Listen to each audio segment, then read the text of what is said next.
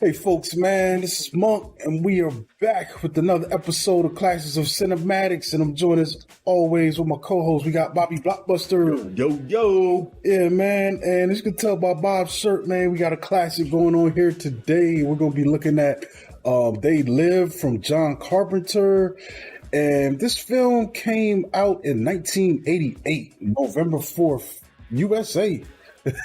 that's what it's showing on the internet. Sound like you ringing off a birthday, dog. So, in the film, a guy named Nada, wandering without meaning in his life, discovers a pair of sunglasses capable of showing the world the way it truly is. As he walks the streets of Los Angeles, Nada notices that both the media and the government are comprised of subliminal messages meant to keep the population subdued, and that most of the social elite are skull-faced aliens bent on world domination. With this shocking discovery, Nada fights to free humanity from the mind-controlling aliens. And casting wise, we've got Roddy Piper as George Nada. We got Keith David as Frank. We got Meg Foster as Holly. I think Cy Richardson is also in this thing. He's the revolutionary Buck Flower. Let me see who else. I think there's another person. There was another. The street preacher Raymond St. Jacques. Okay. I thought that was interesting, man. Yeah. But a lot of these people, they show up later as smaller roles in the film. Right. I mean, it's not a really big cast to this thing because it's a simple story. It feels like this thing was really made with a really small budget. Yeah. $3 million they made this film, man. But I feel like, man, this thing has a big impact, man. What are we liking about this thing immediately? Well, first thing first. We can't get into this until we, we properly adjust. You know what I'm saying? So he can see the. You know what I'm saying? I got you. You don't got to get ready when you stay ready. So on a smaller scale, I love the score throughout the whole film. They keep playing this like jazzy Western style like score. You know what I'm saying? And I like that. But ultimately, I appreciate the world building more than anything because that just carries the tone for the underlying message. Even though this is a fictional story, it carries a lot of truth as far as like how society, acts as a whole, how the higher ups, how upper class view the less fortunate, how homeless people are treated, how police injustice is carried out. You know what I'm saying, in multiple forms. I like the world that they set up here, man. Yeah. Like, it feels like our people, they're wanderers, man. They're essentially, especially the main character, he's basically a drifter looking for it seems like he's content with day work and whatever and just trying to stay alive and make it, and he ends up in this encampment that's kind of on the outskirts of town. You know what I'm saying? He goes to work at this construction site, but then he goes at night, he goes and sleeps in this. Seems like a homeless encampment where all the poor people in this world are living. So it's kind of like an underdog story in a way, too. And, I mean, even right out the gate, it even touches on, like government assistance or lack thereof. I mean, he goes into the unemployment office, explains to them that he's coming from Denver, and within that 10-year span, like he was working at a bank or something, and 14 banks closed, in his surrounding area. So he started drifting just to find work. And she looks him right in his face, like, yeah, ain't nothing we can do for you. Yeah. And this is a world, like when this film come out, 88, we're coming off the end of Reaganomics, Reagan's era is over. I think we're going into George Bush Sr. So not soon after this, we're going into the Gulf War. So I think the country was in a recession at the time, and the illusion of trickle-down economics was totally exposed by then, man. At this period of time, only the rich got richer. So it kind of taps into that a little bit, man. Time. I definitely appreciate that, man. Rowdy, he's all right as an actor in this thing. He's capable. I don't think he's, anything super special, but they surround him by enough people that are capable that makes it work. You know what I'm saying? He's able to convey that every man, kind of, feeling, And that's the thing. Like, I'm glad that you brought that up, because Keith David, to me, really, he carries this film. Like the energy that he brings. I mean, Rowdy is our lead role, but without Keith David, I don't think this film hits the same. Yeah. I mean, just the dialogue. I love this film is jam packed with one-liners. But the banter between Piper and David is just it's great. You know what I mean? And I don't think we would get the same feeling if it would have been someone else. Yeah, and you're right, because it's like you put a guy on there, an actor that's really great, like enough to to help elevate what Piper's doing, and someone that's really good to play off. Right. So it works in that regard. But yeah, I mean, basically the story, he finds glasses, in this church. Basically, the church is this resistance group that knows about the elites. Basically, they're aliens that have been on Earth, and they're taking over. They've infiltrated society. They're able to make themselves look human, but the glasses that he finds, with this resistance group exposes what they truly look like. Not only that, but when he has the glasses on, he can see all the subliminal messaging in the environment, which I thought was a cool thing. Like, you look at a billboard, it might say buy Coca-Cola, but really it's saying obey. Yeah. That's kind of a cool cultural thing. That's where the Obey clothing line was started from. That's a famous image. You see that. I think it's Shepard Fairey would use that for his Obey brand, And to your point, that's what elevates this film, because it's not just about the aliens. It's about all the subliminal messages and propaganda that we are exposed to in day-to-day life. You know what I'm saying? Yeah, and it's not like that's really going on in our world, but we are being, not the aliens, but we are being subconsciously, especially when it comes to advertising, man. And there's so many things that trigger you. You think you're ignoring the McDonald's billboard or whatever, but nah, that stuff's sticking with you, and it's popping up when you least expect it, man. Like advertising and stuff like that, it works, dude. Like it comes across. But in this film, they're showing it to depict how these aliens are maintaining control or making even the sleep messages. And he's also hearing stuff too now with the glasses on, the messages that are being pumped out over the air. And things that just keep you sleep, keep you content, make you not question what's going on, And I love, because it really just exposes the fact of how society is almost ran by the media and all the propaganda, what we see on television. I mean, especially back in the day, this film came out long before the internet was even thought of. And nighttime television or just television daytime watching, like you said, all the commercials and stuff, it's all just gearing you towards buy this, do this, do that. You know what I mean? Everything is advertising, man. All those ads that come up when you're on your phone with the apps, even when you're scrolling through Instagram, every fifth post is an ad, it's everywhere, man. It's wild, dude. But I do like how they show the hierarchy of it, because most of the people that are aware about the aliens, there are the because the humans know they're the rich people, the people that are benefiting from the alien occupation, the people that the aliens need to get their hooks into us. The people in power, the wealthy. It's cool just to see that breakdown, man. It works. It works in that degree, man. It's a film that $3 million budget, man, but they achieved a lot in this, man. There's a bit of cheese, but I think the overall message elevates this thing above, its presentation. It's good cheese. It's good cheese. I mean, like, I swear, one of my favorite parts is when Rowdy first finds the glasses and he puts them on. I mean, his reaction it feels so natural, and then it's still that mindset that he carries. I mean, he goes into the bank and he tells the lady she has a formaldehyde face. Yeah, I love how the view also changes a little bit. Like, things get a little sharper. It's high contrast, and the alien, they just look freaky too, man. To see these guys very like the way strange they look, looking.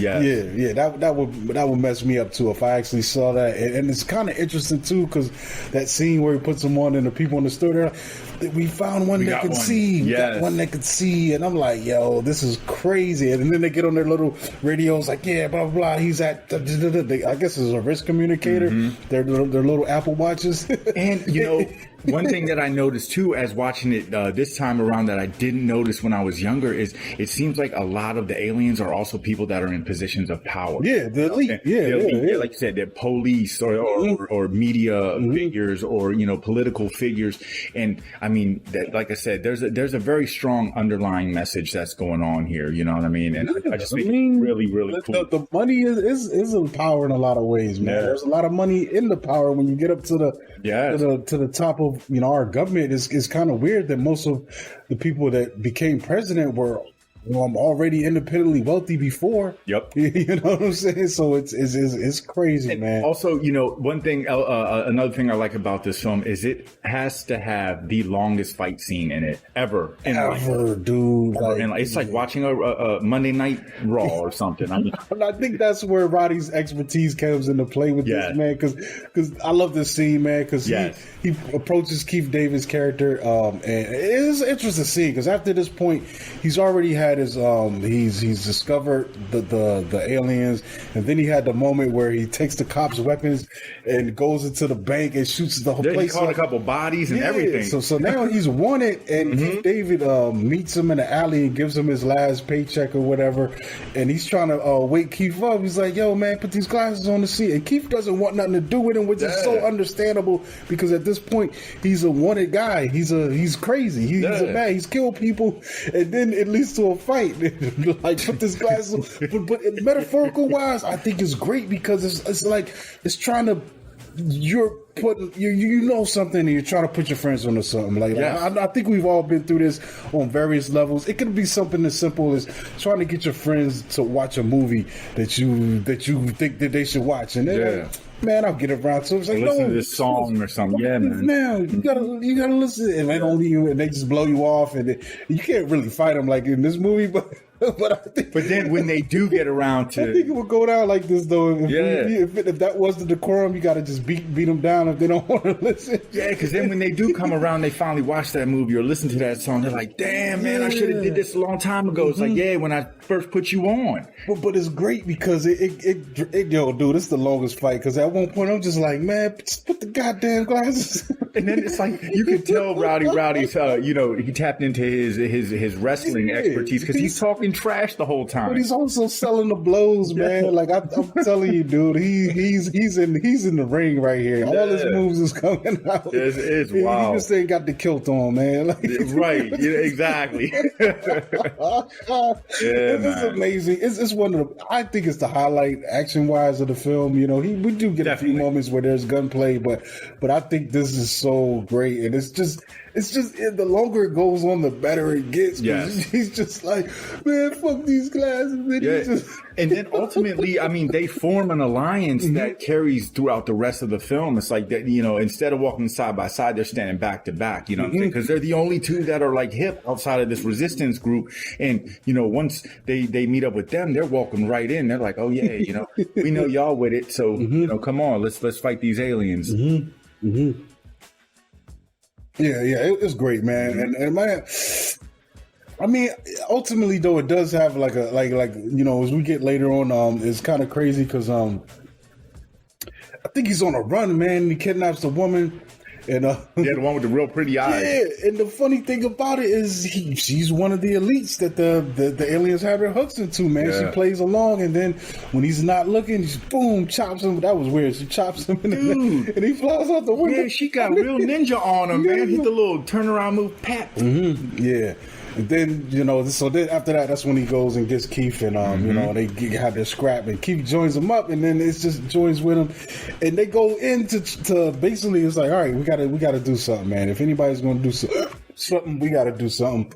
And they go into the headquarters and do what they gotta do. My man Keith takes an L though right here though. Like, it's kind of sad because he goes. He's one of my favorite characters. Definitely, he gets gunned down immediately. But ultimately, he kind of succeeds in breaking up their broadcast. Yeah, it's kind of he becomes like a sacrificial figure. It was an honorable death. You know what I'm saying? Yeah, but overall the message of this film, man. Like I said, like I saw this way later in life, man. I think I saw this, and I might have been in my early or late 20s, you know what I'm saying, by the time I tracked this down. But it was something that I've always saw that alien, like, just to obey, and I never connected where it was coming from. Right. When I saw it, I was like, oh my God, dude, this is crazy. Like, you know what I'm saying? Like, it's just wild. It was that time when the DVDs were, getting published out, and it was a big deal when this thing finally went to DVD, and that's when I think when I saw it. See, when I saw it, I was a little dude, you know what I'm saying? I was, knee deep in watching my horror flicks. That was definitely before I was 10, but I watched it for all the wrong reasons, you know what I'm saying? Like, I was a big wrestling fan. I was like, oh, Roddy Piper. Yeah. I'm gonna watch it, and the only thing I really took from it is when you put the sunglasses on, you see aliens. So in my young mind, I was like, well, shit, I need to find me some of those sunglasses. That's really all I took from it. But, like I said, watching it as an adult, or as I got older, I definitely could understand and appreciate the bigger picture that this film is really putting to the forefront. It's kind of funny because I think the other Roddy Piper film that I saw at that time was Body Slam. I think that would come on like on HBO or something back in the day, dude. And then you know what? There was another one I saw. It's called Hell Comes to Frogtown. Yeah, he's in Frogtown. Yeah. And I saw that on Late Night USA. That was hosted by Gilbert Godfrey. That's Sandal Bergman. Yeah, man, it's crazy, dude. The era of these films that were coming out. Yeah. But like I said, going back to the director as well, man. This is John Carpenter.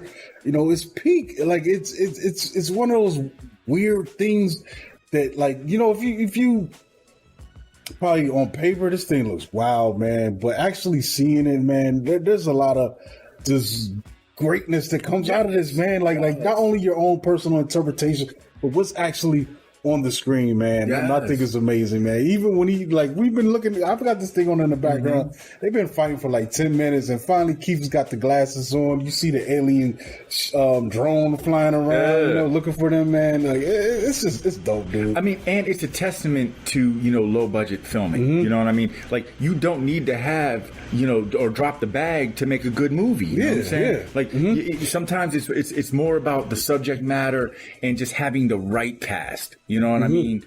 And that can make a great film in itself, and this is a prime example of that. And having a good idea, man. Yes. Like, so the thing too, man, like I was just having in this thought in my head, like remaking this, and this is one where I would probably leave this alone, dude. Just because, don't remake it. It would be interesting to see this film done with modern technology, like as far as like cell phones in the mix and the social media, but we've already got this, so I think it would just mess it up because what's coming. When this was made, like, you didn't know what was coming. Like when I first saw it, I didn't know anything about the glasses or any of that. Right. So it was such a surprise, man, when it hit me. It was like, yo. And I mean, honestly, it's crazy, man. Honestly, if they make a modern version of this film, it takes away the simplicity of the idea. You know what I'm saying? I mean, it's simple. Put the glasses on, you see them. To make a modern version, what are you going to have to put a special screen protector on your phone to see the aliens, or log into the certain search engine? I mean, come on, man. It's just, now leave this one alone. It works in the time that it was made and by the makers of it, man. But it's also weird though that. Like, I mean, think about it. Well, the thing came out in '82. 6 years later, we bring in Keith back for this. I wonder what his filmography was like between, the thing and this one, what he worked on, because it's not much I can think of, man. Like that. I definitely remember him from. Dead Presidents, but I don't know what else. He's got one of my favorite roles, dude. I love that. Was Men at Work with Emilio. Yeah, you're right. He was Charlie working. Sheen. But that was also, I want to say, in the early '90s. Yeah, he was working. Let's see what we got here. And then, of course, he was Goliath in Gargoyles, the animated series. Yeah, he also did a voice in Princess and the Frog, Dead Presidents. Excuse me. Requiem for a Dream, was a scumbag. But yeah, Men at Work in '90, so that came out 2 years after this. Wow, he did a voice for Princess Mononoke as well. Like, his voice is... And he was the voice of Spawn in the animated Spawn series. Yeah. Ooh, that was the best version of Spawn thus far, man. Oh, I got to look at the wiki, man. We got to do a deep dive Keep David real quick, folks, because that's my dude, man. Like, we met him too. We met him. Cool He was. He didn't even give me no smoke because I was trying to take a picture with him, and my camera on my phone was all blurry. And I was like, "Damn, dog, can I get another picture that's all blurry?" And he shot me the look, but he still rocked with me. So say shout out Keith David for not being an asshole like other people we met that day. He was in Disco Godfather. That's his first thing. His first film. Rudy Raymore. Yeah, I got that movie. I got physical media of that. I love Rudy Raymore. Yeah, man. PCP was ruining the whole community. So the thing, Platoon, yeah, definitely. Platoon. I don't know about the Whippy Boys. What is that about? That's an American comedy film. Yo, wow. He did Hot Pursuit. I don't remember that, but I know John Cusack was in that. But Braddock Missing in Action 3, the Braddock Off Limits. I don't know what that's about. Stars and Bars. Now I know The Bird. They Live in 88. So, all right, we go to the post They Live era. So he did Roadhouse. He was in that. I don't remember him in Roadhouse. I haven't seen that in a while either. It's been a while for me too. Did a film called Always. Then Men at Work in 90 and Mark for Death. Yo, he was in Mark for Death. He was my man when he came to town. That was my favorite joke. Everyone must know we're Steven Seagal fans on this. Wasn't he? Remember at the end with the I think when they went to Jamaica and they shot him Screwface and they was walking out the joint and he had my man that had the Rasta hat. He was carrying him. Yeah. Yeah, good, cool. I love that fucking movie. Oh man, it's so wrong, but it's so right. Right. There's some final analysis. Nails in 92, Article 99. So it looks like he was helping a lot of other people be great. He was a lot of B-listers, yeah, man. Reality Bites. Damn, he was in the Puppet Masters. That's the one with what's in Martin Sheen. It's like Alien Invasion. Alien Invasion, wow. Yeah. Because up until that point, the only puppet master I knew was the one with the little, the little puppets. Oh, he was in Clockers? Yes, I don't remember him. I don't either. You know what? I'm going to be blasphemous right now, but I'm not the biggest fan of Clockers. It happened, but it just, I don't know. All I see was. There was a movie where, I got it. I still got it. So maybe I'm going to sit down and really watch it. But every time I turn it on to watch it or I've seen parts of it, it's just Makai Pfeiffer getting smacked up by some old dude. By Delroy. And he just roll around and talk to another old dude and he smack him up. I think why that one kind of just got lost in the shuffle because there was so many other good films in the same genre that surpassed this one in so many ways. And this one was really slow paced too. Yeah, I don't know much. But it is good. It is good. So yeah, Dead Presidents, of course, he ate in that thing. And The Quick and the Dead too, man. His character was great while he lasted. Haven't seen Blue in the Face, The Grave. He was in Hunchback of Notre Dame. Oh, he did a voice in Hunchback of Notre Dame. Is that the Disney one? Yeah. Dude, I think that might be. He's a great voice actor. I think that's on D Plus right now too, man. I might go back and watch that. That's where I think he was eating between these movies the most was the voice acting, dude. I said between Spawn and being Goliath, man, those are two dope animated series. Volcano in 97. He did a voice work in Hercules. He was eating at Disney, so he's done Hercules. He did The Princess and the Frog, and he did Hunchback of Notre Dame, and he did Gargoyles. Bro, my man was eating off of that. Yeah. Armageddon. I don't remember him in Armageddon. Me either. Damn, what was he in Armageddon? Oh, damn. Your guess is as good as there's something about Mary was amazing too, man. Yeah. He was the dad. He was the dad, yeah. He wasn't Pitch Black. I think he was the Muslim Requiem for a Dream. The Replacements. I don't remember. I've seen that movie, but I don't remember anything about it. Final Fantasy Spirits Within, which was a computer animated film, and he did the voice acting on it, man. Yeah, dude. He was the businessman in Barbershop. Yep. Damn. Yeah, my man, he's working, man. But back to this film, man. Man, They Live is required viewing, man. It's like if you're watching movies, it's definitely included in my John Carpenter 4-pack that I got here. The Thing, Prince of Darkness, They Live, and Village of the Damned. And two of these I haven't seen yet, so I got to watch Prince of Darkness and Village of the Damned. Village of the Damned is a slow burn, but it's good. It kind of like it hits like Children of the Corn with body snatcher vibes. You know what I mean? Mm-hmm.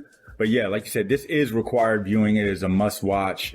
Very fun, very entertaining, and also, like I said, man, the message is what carries the load for this film. I watch stuff like this all the time, and I'll just be wondering. I was like, I wonder if him and Roddy Piper maintain a relationship after the movie. Like you be wondering stuff like that. Like, do they just hit a? Well, Rowdy passed away. Yeah, I know that. But before that, you wonder like were they cool? Were they just like, yo, bro, what's going on, man? I need you in that. I mean, because they the way that their relationship was in the film, like they definitely had rapport. Yeah, I'm like, yo, they played you in that last Royal Rumble, man. Right. Just smacked him with the bagpipes. Yeah, you just wonder, but I think the one aspect of this thing that is dope too, just the whole like how it leans into conspiracy kind of vibes. Like there's people that think this thing was real, like to this day, like your Alex Jones and people like that. I think come from people who leaned in a little bit too much into what was going on in this film. Right. I mean, and definitely, like, I never lost sight of that. I mean, it is still just a film, but like I said, the subject matter is heavy and it's relatable, and it's in a different context. It is what we see on everyday viewing of the news or the internet now. You know what I'm saying? We see these same things happening in the world. Like I think this has a broader brushstroke with how it's done. Yes. But these things really do happen, man. Like we've seen studies. Even now, I've tried to coach myself on how I deal with the internet, but there's days where it beats me. Yeah. Like where I know, like I could have read this post and not responded and not taken the 5 minutes to type up a response to this and just moved on my life. But this stuff got us, man. And the way that this stuff works now with Instagram, with Twitter, with Facebook, it's designed and it's trying to keep you on there as much as possible. Right. You know what I'm saying? One of the glaring facts is this film came out in 1988. Yeah. We are in 2022. So, look at that awareness. Yeah. You know what I'm saying? I mean, because they're still speaking on things that are relevant in today's time, just in a different way. You know what I mean? So that speaks volumes. Mm-hmm.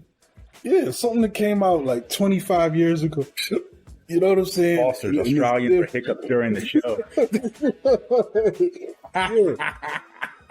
But it's still having such an impact, on the culture and on the life. You know what I'm saying? Absolutely. Mm-hmm. Oh, my bad. 34 years ago. Yeah.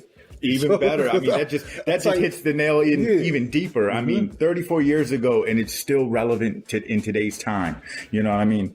What more needs to be said? Yeah, nothing more. Anyone who hasn't seen it, see it. Yeah, this is and if you've already seen it, watch it again, man. Right. It's a good time, man. It's just watching these things go down, and I think, man, dude, like the problem I think I'm seeing with a lot of these filmmakers now is they're hiding just narrative shortcomings behind a lot of bells and whistles, man. Yeah. Like one of the biggest bells and whistles that is annoying me. I do appreciate it because I do like the art of film. It's just the aesthetic aspect, man. Yeah. This film isn't aesthetically pleasing, but I think where it lacks in that, it makes up for it, with the story. But I feel like a lot of directors now and filmmakers are hiding behind the aesthetics, and once you strip that down, like. Where's your story, man? Where's the part of this that adds that human element that makes it overall, worthwhile, to watch your thing, And to your point, I mean, the one thing that just kind of, puts ripples in my pond is the lack of originality. Yo, Bob be coming up with some crazy metaphors on this. I don't even know where you get this from. Hey, man. He be talking like 60. some ripples in my pond. Like where do you get this from? Hey, man. I'm a firm believer. If it feels good, do it. You know what I'm saying?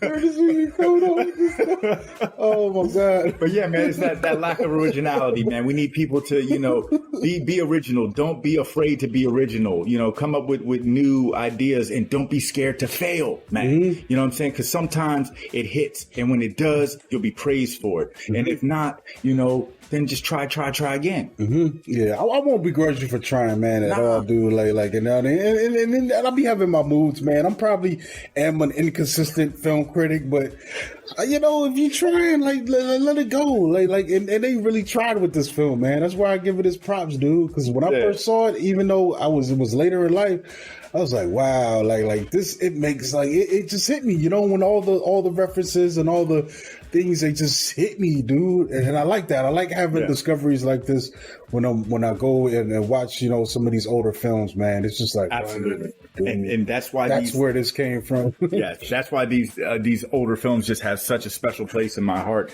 and in my film viewing catalog. Because I mean, because of the originality, because of the impact that they had on all of the current films now, and you know, a lot of them still hit heavy with the subject matter. You know what I'm saying? Still relevant. Yeah, you know? Definitely, man. So if you get a chance, man, definitely check out They Live. It's on sale right now on Vudu too, man. They got a big 80 sale going on, so you get this for $8, you know, or you can rent it. That's a steal. That's a steal. But I think that's it, folks, man. I don't know what I'm gonna do yet for the next show. I haven't figured that out yet, but it's going to come to me. But we're going to keep it coming, man. We coming here, man, saying Classics of Cinematics time, saying Classics of Cinematics channel, man. We're feeding y'all. And honestly, I do like the response, man. The YouTube numbers are growing, man. So tell your friends about us. If you are liking what we bring to the table, put them on too, man. Tell them to subscribe. Even if they don't, man, maybe when they're not looking, just grab their phone and go on their YouTube and subscribe, man. We need those subscribers, man. You know, and we got the merch. You can buy the logo tees too now. We got the link for that at the bottom of the video description. And for now, this thing is only ever going to be on YouTube, man. That's the strategy that we're doing going forward. So you can look forward to every week. You're going to have a new episode. No, pretty much, man. We're backlogged too, so we got like 2 or 3 in the cut. Mm-hmm. So yeah, we gonna keep it moving, man. I like doing this shit. Appreciate, you know, y'all for checking us out and the feedback that we're getting. You know, absolutely. Mm-hmm. And that's it, man. This is Monk. Catch me at Monkey Blood on Twitter, Instagram. Follow the show at hold on. It's a lot going on, man. You catch me on Twitter and Instagram, but Classics of Cinematics is on From the Canopy Network, and you can follow us there at From Canopy on Twitter and at From the Canopy on Instagram. We might get a Classics of Cinematics social media going one day, but that's all. You know, I'm gonna fill that out and see how that. See how I feel all day. And this is Bobby Blockbuster. You can catch me at on Instagram at Bobby Blockbuster 118. Yeah, we out, man. Peace.